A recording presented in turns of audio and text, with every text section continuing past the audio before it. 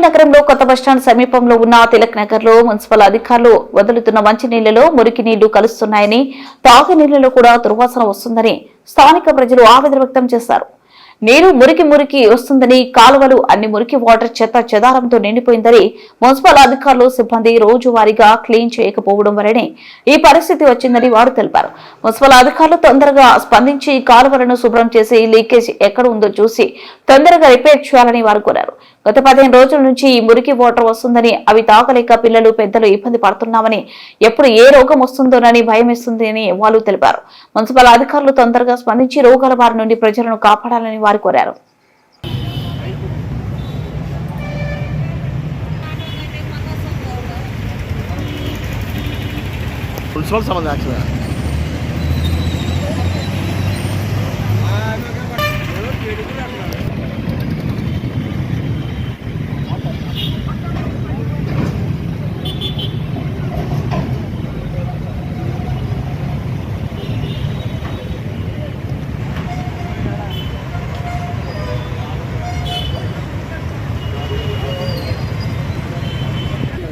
చాలా మస్తు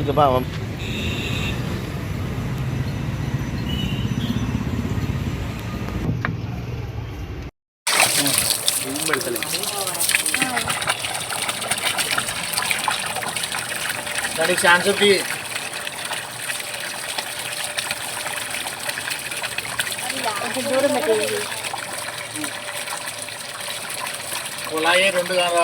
వాసన స్మెల్ అంతా ఇక్కడనే వస్తున్నాయి. కావాలంటే నీళ్ళు కూడా చూసుకోండి, వచ్చి నీళ్ళు వచ్చినప్పుడన్నా చూసుకోండి. వచ్చి దినం వస్తున్నాయి నీళ్ళు. మాకు వారం రోజులు 15 రోజులు అవుతుంది.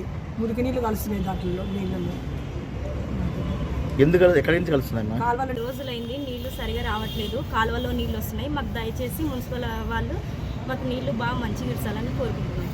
ఎందువల్ల వస్తున్నాయేమో కల్తీగా అంటే ఇది కాలువలో నీళ్ళు, అది ఎక్కడ లీకేజ్